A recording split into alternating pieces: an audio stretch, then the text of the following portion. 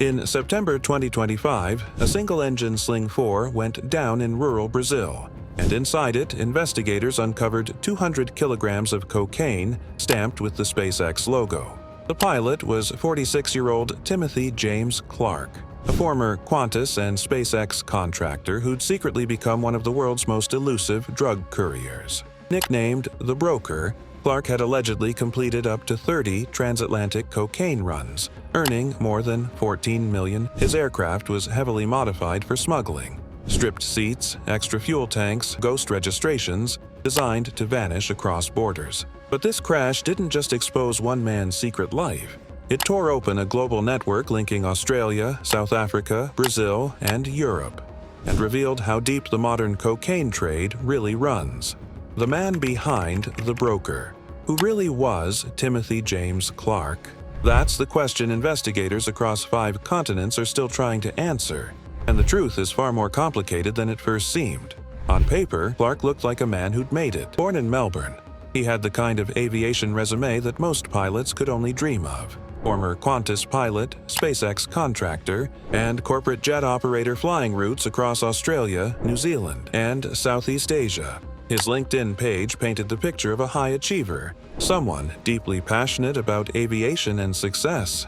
To those who met him casually, Clark came off as easygoing and confident, the kind of guy who'd talk planes for hours at a local airfield, or stop by the Sling aircraft factory in Alberton to chat about engine specs. He looked like a regular pilot, someone living his dream.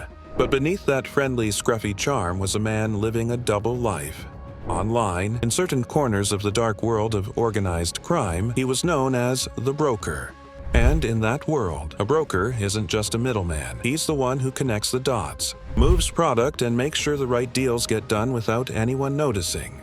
Clark wasn't just flying planes. He was flying millions of dollars worth of cocaine across continents. According to investigations by Bellingcat and the Sunday Times, Clark had likely completed dozens of transatlantic cocaine runs. South African police sources believe he made as many as 30 successful missions, each one earning him roughly $8.6 million, or about $470,000 USD. That's over $14 million in total, money that doesn't come from commercial flying. This wasn't a man caught up in one bad decision. This was a highly skilled pilot who turned his profession into a global smuggling operation. Calculated, deliberate, and extremely lucrative. The Phantom aircraft, to understand the scale of Clark's operation, you have to look at his plane, the Sling 4 that went down in September. This wasn't a typical 4-seater recreational aircraft anymore. Clark had transformed it into a long-distance cocaine carrier. 3 of its 4 seats were ripped out and replaced with extra fuel tanks, allowing it to fly for hours over open ocean, hopping between small, remote airstrips that wouldn't draw attention. Reports suggest he even modified or replaced the engine multiple times, possibly pushing it far beyond its design limits to survive the endless transatlantic runs. Every tweak, every tank, every engine swap was part of a system built for one thing: to move cocaine across the world without getting caught. On paper, the aircraft was a ghost. Registered as ZUIXM in South Africa, then later under a Zambian registration, it had been operating out of Brazil for nearly 2 years, without a single traceable flight plan or official record. No manifests, no logs, no flight paths, just a phantom plane moving silently between continents. And what made Clark's final journey different? What turned this from another routine run into a fatal disaster was something that unfolded high above the Brazilian sky. Interception that never happened. This is where everything spiraled into chaos, a tragedy unfolding in real time. As Timothy Clark's single-engine plane entered Brazilian airspace, military radar picked him up. A low-flying aircraft, no transponder, no flight plan. The kind of profile that instantly raises red flags. Everything about it screamed smuggling. Brazil's military didn't waste a second. Interceptors were scrambled, radar locked on, and the Sling 4 was now being tracked closely. Reports say fighter jets approached, trying to make contact, issuing radio warnings, ordering Clark to identify himself and land for inspection. But Clark didn't respond. Silence. The jets moved in tighter, firing warning shots across his path, the universal signal that the situation was about to get deadly serious. Still, the small aircraft kept flying low, steady, and unresponsive. Maybe Clark was ignoring them. Maybe his systems were failing. Nobody knows for sure. It was a tense standoff. A tiny homemade aircraft versus military jets. A moment where everything could have ended in a fiery explosion. But before that could happen, it all went wrong in another way. Exactly what happened next remains a mystery. Did the engine fail? Did Clark lose control while trying to evade the interceptors? Or did one of those heavily modified fuel systems give out mid-flight? Whatever the cause, about 11 hours into the journey, the Sling 4 began to lose altitude fast. It crossed the point of no return and went down hard. The wreckage, when emergency teams arrived around 1:48 p.m. local time, they were expecting the worst, maybe even an explosion from the aircraft's overloaded fuel system. But there was no blast, just wreckage scattered across the ground, and inside that wreckage, investigators found everything they needed to understand who Timothy Clark really was. Neatly stacked bricks of cocaine, each one stamped with the SpaceX logo, advanced aviation gear, night vision goggles, extended fuel tanks. Every inch of that plane screamed one thing: this was no hobby flight. Beside the shattered remains of his aircraft lay Timothy James Clark, the 46-year-old Australian pilot who'd once worked with SpaceX and Qantas, now exposed as a major player in a global cocaine network. The SpaceX branding. Why? That SpaceX logo wasn't random, it was calculated. Part of a branding strategy that says a lot about how modern drug trafficking works. In the drug world, branding sells. Back in 2017, reports surfaced of MDMA pills shaped like Tesla logos and ecstasy tablets stamped with TripAdvisor symbols. It's clever marketing, associating a dangerous product with something sleek, high-tech, and aspirational. On the street, the message is simple: this stuff is premium. It'll take you to space. So, when traffickers branded Clark's cocaine with the SpaceX logo, it wasn't some weird coincidence. It was psychology, linking Elon Musk's image of innovation and success to their product. To users, it said, this isn't street junk, this is top-tier, elite, futuristic cocaine. But investigators believe there might be another reason. These logos could be markers, signals within trafficking circles to identify quality, source, or ownership. Some even suspect the Kinahan cartel might be tied to the shipment, using the SpaceX logo as a coded signature for their operations. Whatever the reason, one thing is clear. Timothy Clark's final flight wasn't just about 200 kilos of cocaine. It was about a system so polished, so modern, that even its branding mirrored the tech world's obsession with image and power. The Kinahan connection. When local crime goes global. This is where Timothy Clark's story takes a dark turn, one that connects him to one of the most powerful and dangerous criminal empires in the world. The Kinahan cartel, founded by 68-year-old Christy Kinahan. This isn't some small-time Irish gang. The Kinahan organized crime group operates like a multinational corporation, stretching from Ireland and the UK to Spain, Dubai, South America, and Australia. For years, they've been moving massive quantities of cocaine from South America, using a complex web of middlemen, shell companies, and pilots like Clark to get it across continents undetected. Their system is simple, but brutally effective. Buy cheap, sell high. A kilo of cocaine that costs around $1,500 in Latin America can be worth up to $7,500 by the time it hits Australian streets. Multiply that by hundreds of kilos, and you're looking at profits in the tens of millions. In March 2025, investigative journalists at Bellingcat exposed just how far Christy Kinahan's reach had grown. Despite being wanted worldwide, with a $5 million U.S. bounty on his head, Kinahan was reportedly posting pictures from luxury hotels in Budapest and dining in Dubai. The man was untouchable. But what does all of this have to do with Timothy Clark? The answer came through a German businessman named Oliver Andreas Hermann, a 44-year-old marathon runner who, on the surface, looked as clean-cut as Clark once did. In December 2024, Hermann was arrested in Australia after police found 200 kilograms of cocaine in his hotel room, along with night vision goggles, aviation tools, and a cryptocurrency wallet. It was part of a larger operation codenamed Operation Mirkwood, a 3-month sting run by the Australian Federal Police, and the link between Hermann and Clark, the aircraft. Investigators believe Herman met a small plane at Overlander Airstrip in Western Australia on December 27, 2024, a suspected supply drop that perfectly fits Clark's smuggling pattern. Using Bellingcat's open-source techniques, researchers later discovered more than a dozen online profiles tied to Clark, social media pages, travel accounts, even fake review profiles. Each one pointed to someone operating deep inside organized crime.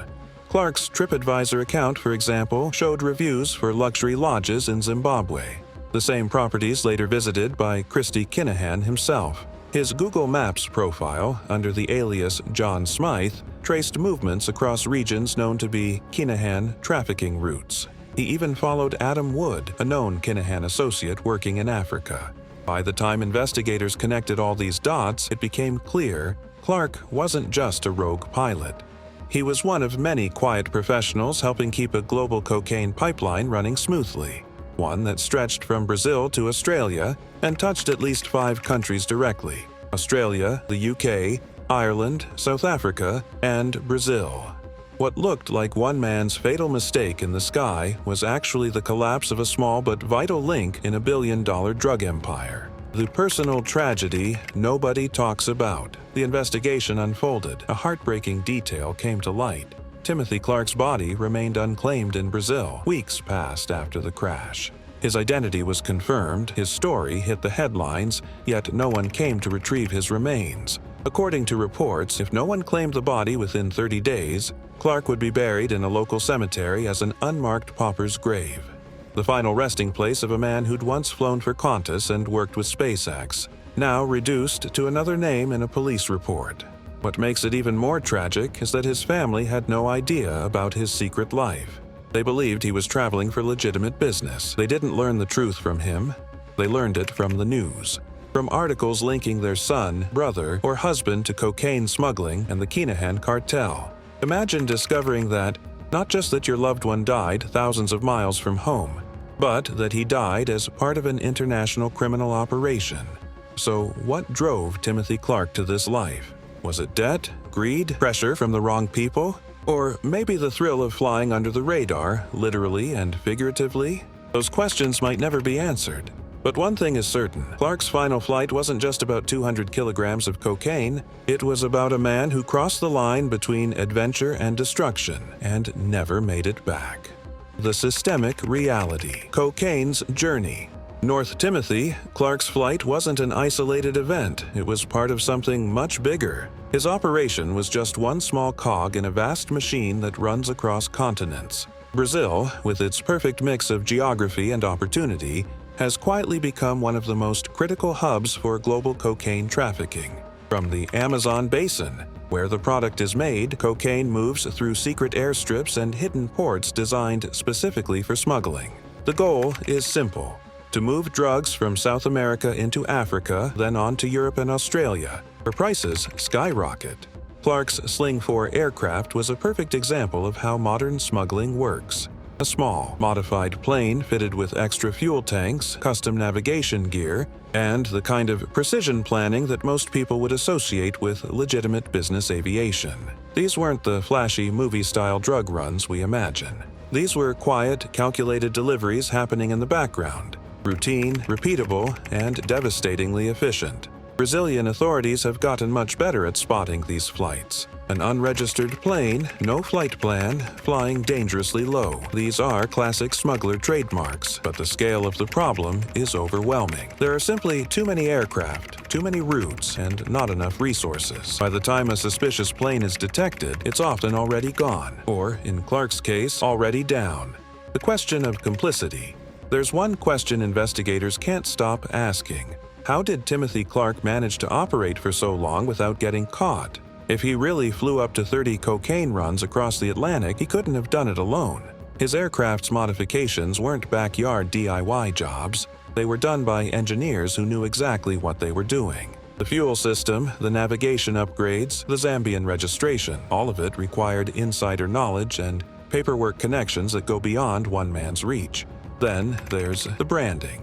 Those SpaceX-labeled cocaine bricks didn't appear by accident. Someone with printing equipment and marketing awareness had to produce them. The routes themselves, perfectly planned to dodge radar and slip through air corridors, were the work of professionals. In short, Clark wasn't the mastermind. He was a key player in a larger, well-oiled network, one that stretched across borders, relied on legitimate industries, and knew how to stay invisible. The plane may have gone down, but the system that built it, that financed it, still exists. The broader implications: investigation into Timothy Clark has forced a harsh truth into the open. The modern cocaine trade isn't run by stereotypical gangsters anymore. It's sustained by professionals, pilots, engineers, businessmen, people who look completely ordinary from the outside. Take Oliver Hermann, the German businessman caught months before Clark's final flight. No criminal record, no gang ties. Just a man who agreed to transport something from one point to another,